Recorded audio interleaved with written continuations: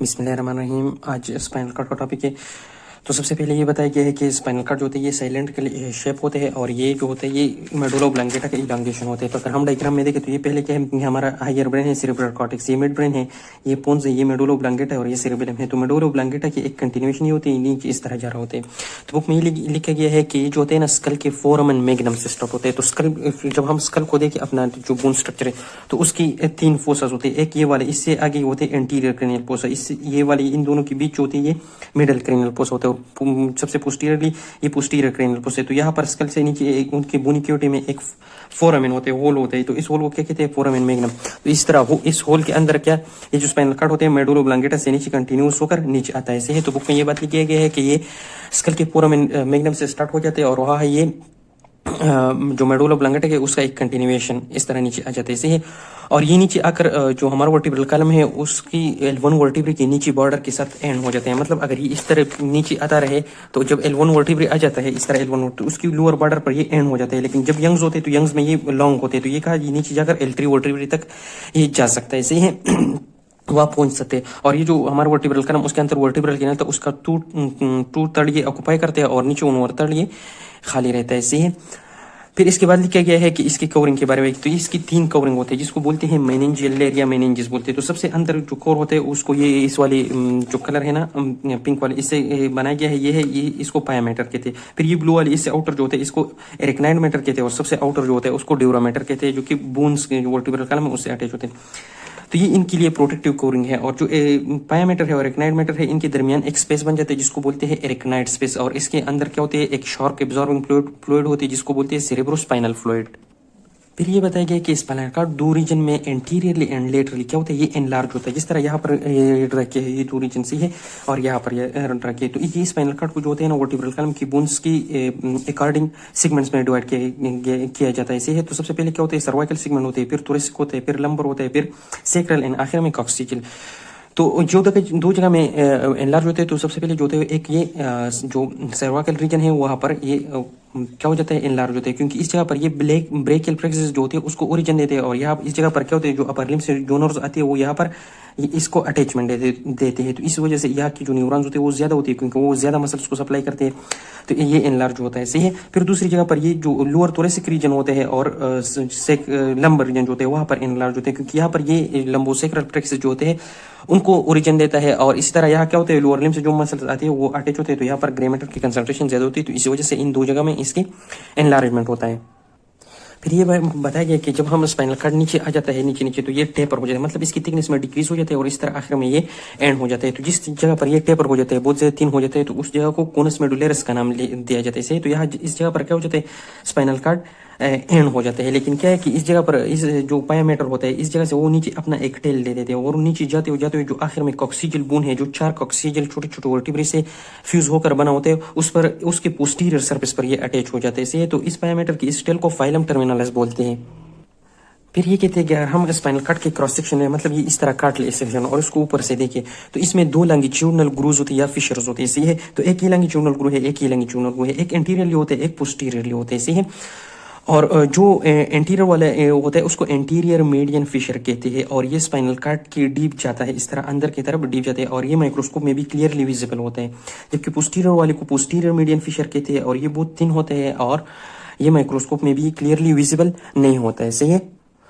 तो जब हम इस तरह 2 जो posterior median fissure anterior median fissure को इस तरह मिला ले तो ये क्या करते हैं, स्पाइनल कार्ड को लेफ्ट हाफ और राइट हाफ में डिवाइड कर देता है। फिर आगे ये कहते हैं कि जो स्पाइनल कार्ड है उससे 31 pairs of spinal nerves arise होती है। तो स्पाइनल कार्ड से 31 स्पाइनल नर्व इस तरफ, 31 स्पाइनल नर्व इस तरफ हर जगह निकलते हैं, सही है। तो ये जो नर्व्स होते हैं ये 2 कनेक्शन से स्पाइनल कार्ड के साथ अटैच होते हैं। एक को कहते हैं जिस तरह अगर हम स्पाइनल कार्ड ले तो ये जो इसको पोस्टीरियर हर्न कहते हैं, इसको एंटीरियर हर्न। तो पोस्टीरियर हर्न से इस तरह एक रूट होता है, इसको बोलते हैं पोस्टीरियर रूट और इसको बोलते हैं एंटीरियर रूट। तो ये कौन सी 2 रास्तों से, एक एंटीरियर रूट से अटैच होते हैं, एक पोस्टीरियर रूट से अटैच होते हैं, सही है। और ये बहुत सारे रूटलेस से अटैच होते हैं, मतलब हर एक नर्व को उन्होंने रूटलेस का नाम दिया गया। अगर हम इस बुक के डायग्राम में देखें तो ये एक वो स्पाइनल नर्व है, तो एक इस तरफ ये इसके एंटीरियर रूट है और ये वाली इसकी पोस्टीरियर रूट है, सही है। तो ये एंटीरियर रूट जो है ना बहुत सारे इस तरह हर एक नर्व अलग अलग अटैच हो जाते हैं, तो इसको रूटलेस का नाम दिया गया है, सही है। और ये जो सेगमेंट होता है ना उसके अलोंग होता है। अगर हम ये देखें तो ये इतना सेगमेंट इसने कवर किया हुआ है, सही है। तो ये बात बताई गई है। फिर ये बात बताई गई है जो हमारे जो पोस्टीरियर रूट होता है सही है, तो उसमें एक फ्यूजिक पम्प शेप जगह बनता है जहां पर जो पोस्टीरियर रूट को के जरिए जो नर्व्स आते हैं उसका सिल बॉडी वहां पर होते हैं, तो इस जगह को क्या बोलते हैं, पोस्टीरियर रूट गैंग्लियन बोलते हैं। फिर इसके बाद आ जाता है स्पाइनल कार्ड स्ट्रक्चर के बारे में बताइए। ये यहाँ तक भी थोड़ा एक्सटर्नल स्ट्रक्चर के बारे में बताइए, लेकिन यहाँ के बाद ये वाला टॉपिक स्टार्ट हो जाता है, सही है। तो फिर यहाँ पर ये बताया गया है कि सेंट्रली स्पाइनल कार्ड में ग्रे मैटर होता है, जिस तरह की इस डायग्राम में ये जो रेड वाला जितना है ये सेंट्रली होता है, सही है। तो ये क्या होता है, ये सारे का सारा ग्रे मैटर होता है। ग्रे मैटर क्यों होता है, क्योंकि यहाँ पर जो न्यूरोनल सेल बॉडीज होती है वो एग्जिस्ट करते हैं, सही है। और इसकी इर्द गिर्द पेरिफेरी ऑफ स्पाइनल कार्ड में क्या है, व्हाइट मैटर सराउंड करते हैं। व्हाइट मैटर क्यों सराउंड करते हैं, क्योंकि यहाँ पर नर्व फाइबर्स होती है जो कि वो माइलिनेट होते हैं, मतलब इसके ऊपर इस तरह सेल्स होते हैं जिसको ओलिगोडेंड्रोसाइट्स कहते हैं, सही है। और ये लिपिड से बना होते हैं जो कि व्हाइट कलर के होते हैं, तो इस तरह इसको एक व्हाइट अपीयरेंस देते हैं, तो इसलिए इसकी पेरिफेरी में जो इर्द गिर्द होता है उसको white matter of the spinal cord कहते हैं, और सेंट्रल में ये वाले को grey matter of the spinal cord कहते हैं। फिर ये बताया गया कि अगर इसका इस तरह क्रॉस सेक्शन हम देखें तो ये एक एच शेप बनाता है, सही है। ये जो ग्रे मैटर है ये क्या बनाते हैं, एच शेप बनाते हैं।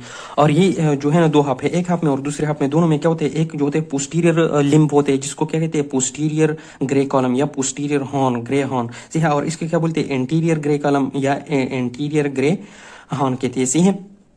और जो लेकिन ये क्या होता है कि जो थोरेसिक रीजन होते हैं उसमें लेटरली भी इस तरह का स्वेलिंग्स होते हैं जिस तरह की यहाँ पर है ये वाला है, तो ये किसी थोरेसिक रीजन में ये होते हैं। और ये क्या करता है, ये विसरल सप्लाई को मतलब ये ऑटोनॉमिक नर्वस सिस्टम से इन्वॉल्व होते हैं, उससे कंसर्न होते हैं, सही है। और ये कौन कौन से रीजन में, ये सिर्फ थोरेसिक रीजन में होते हैं और लोअर लंबर रीजन में होते हैं, सही है। थोरेसिक रीजन में ये सिंपैथेटिक आउटफ्लो दे देती है, और लोअर लंबर रीजन में ये क्या करते हैं, ये जो लंबोसेक्रल आउटफ्लो है पैरासिम्पैथेटिक आउटफ्लो दे देते हैं। और जो इंटरनल ऑर्गन होते हैं कार्डिक मसल और स्मूथ मसल मोस्ट स्पेसिफिकली उनको सप्लाई करती है। फिर ये बात की गई है कि ग्रे मैटर जो थे इसमें न्यूरोनल सेल बॉडीज होती है, तो वो उस जगह पर ज्यादा होंगी जिस जगह पर क्या होता है, ज्यादा मसल्स को सप्लाई कर देते हैं। तो वो दो रीजन थे, एक क्या था जो सर्वाइकल रीजन था उसमें इसके एनलार्जमेंट था जो अपर लिम्ब के मसल्स को सप्लाई करते हैं, और एक लोअर थोरेसिक और जो लंबर रीजन था उसमें इसके एनलार्जमेंट था, क्योंकि यहाँ पर ये लोअर लिम्ब के मसल्स को सप्लाई करते थे लंबोसेक्रल प्लेक्सस के जरिए से ही। तो सर्वाइवल रीजन में क्यों ये एनलार्ज हो, क्योंकि ये अपर लिम्ब के मसल को सप्लाई करते हैं, और लंबोसेक्रल रीजन में ये क्यों, क्योंकि वहां पर यहाँ पर ये लोअर लिम्ब के मसल्स को सप्लाई करता है, सही है।